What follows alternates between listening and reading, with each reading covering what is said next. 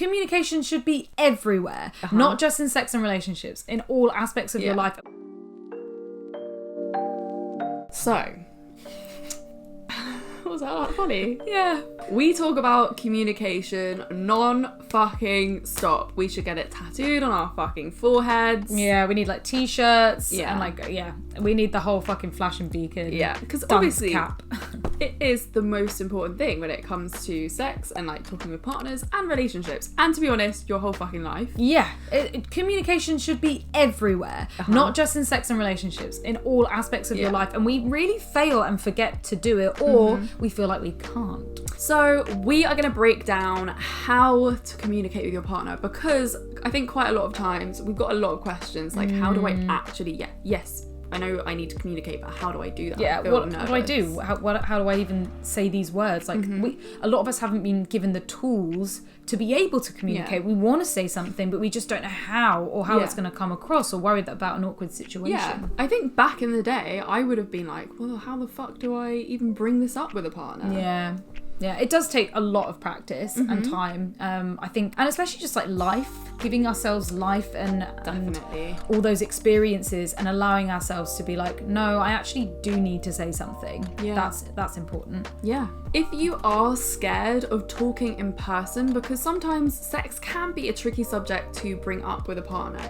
You might feel nervous or embarrassed, or you might want to talk about something you're maybe even a bit ashamed of. Yeah, which is perfectly normal. Everyone feels like that. Everyone goes through that until they learn that it's actually okay. Yeah, exactly. So we have come up with some ideas that might help you get those conversations out of the way without doing them actually in person. First thing that I usually like to do with a partner is sometimes just talk about it over text and bring it up in a way where maybe you're doing a little bit of sexting. Actually, to be fair, before even broaching it as a subject, like actually just asking outright, what do you think about this? Or are you comfortable with this? Let's talk about sex. You could actually talk about sex through sexting. Yeah, it does depend on whether we're talking about in a relationship, a long-term relationship, whether or not this is just someone you're flirting over, like a casual date. So conversations can change around that, but they generally stay the same. It is generally about just trying to put your point across in a way that they're going to understand and sympathize with, or it's just going to be like received well. Yeah.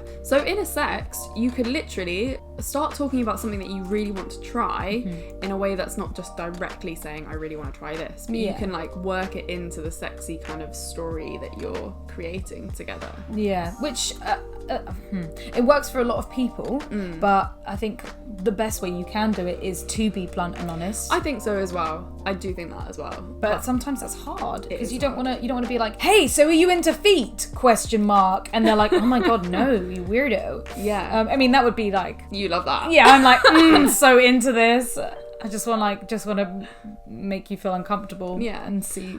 Test it. Through text as well, you can kind of broach the subject in a sort of lighter, like kind of way. So you could just be like, hey, I really actually want to talk about sex with you, and really like, I don't know, maybe, I don't know what else she'd say after that. Sorry. No, you go. Another way that you can approach a subject is actually asking their thoughts on something. So instead of being like, are you into this? You could be like, so what are your thoughts about bondage? Yes. Or like, have you ever tried?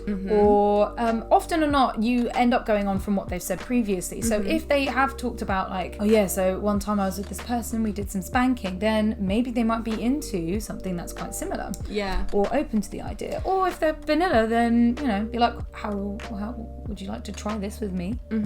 There are also lots of apps and websites where you and your partner can log in and you both do a kind of like checklist of what you like, and if you both match, that's when you will see what the other person likes in the bedroom. Yeah. So it's a really easy way of having the conversation without actually saying, do you like choking? Do you like BDSM? Do you like pegging or whatever? You will only see if your partner likes that if you both do. Yeah, which can be really good for a lot of couples, because I feel like it's so much harder to communicate when you're in a long-term relationship and you haven't already built up that easy communication than when you're first starting with somebody. So, you know, if you're first getting intimate with somebody, then get that communication out there in the open and already keep practicing on it, because you can never be too communicative. If you are, for them, then they're not the right person. And sometimes it does take a little bit of practice, and there's no harm in saying that you have a problem with communicating, but just say that. Be like, I think I might have a problem talking about this. Can we try and break down this wall and barrier together? Yeah, you can try and think of like different ways of broaching the sex subject. Maybe be like, oh, like let's maybe watch some porn together and like choose certain movies that are referencing things that you're like into or you want to try, and sort of gauge their reaction. I love asking that question, like what are you masturbating to at the moment? What turns you on right now? What porn are you watching? Because then it gives you this idea of kind of what they're into in RIL. Moving on from text and doing it via Messenger, because that isn't, as much as that is communicating, we love the face-to-face communication, but sometimes that can still be quite hard. So if you are with somebody, writing little notes out can be really beneficial. You dropping can little hints. Write letters. If you're like scared about talking about something, write someone a letter. I think like that's a really interesting, good way of getting what you want across. Maybe it's not even to do with kinks and like what you want to try in the bedroom. Maybe you want to talk about things in your relationship, and you just want to communicate about different things that aren't necessarily wanting to try out new things. This is communicating in all levels. It doesn't just have to be like finding out new things or like wanting to try new things. It could be something that, like, you know, an argument that you've had, something that's hurt you in the past. It could be past trauma. If it's really hard for you to talk about it in person or via text, writing a letter can be really therapeutic for yourself as well as communicative for them, because it gives you this whole space where you can say something. Oh, same with voice notes. Voice notes are very similar, where you can just talk on voice notes for as long as you like, uninterrupted, and sometimes like having that free flowing thought can really bring up a few things that you never really were thinking about. Yeah, and then your partner has the opportunity to either write a letter or do a voice note back, or bring the conversation actually up with you in person. We do like that. If in person is still too much, then buying presents, like for example, if you're into bondage and you don't know how to introduce it, be like, I bought this, like, you know, little tie-up silk kit. Like, let's have a go together. Do you want to put a blindfold on me? Or maybe even just like package yourself up already for them, so when they come into the room they're like, whoa. And also I think with in-person talking, the sex debrief can be quite a good way of opening up conversations about sex. So it's like the preliminary chat before sex, talking during sex, and then the sex debrief. Yes, exactly. They are the three really vital things for you to have a very communicative sex life. Which, and it's the same with relationships. And people, like, when you're super great at communicating with your partner, you will be able to communicate during sex, like with any moment. But sometimes you feel a little bit scared to say something in the moment, and that's completely normal. We have all been there, because you don't want to be thrown out of the situation. Sometimes it's easy for people, sometimes it works better because they're in the moment, they forget later, but other times it's you just want to focus on the now and not necessarily think about having to verbalize something. But then after pillow talk, you can be like, oh, I really liked it when you did that, but I wasn't so sure about that bit.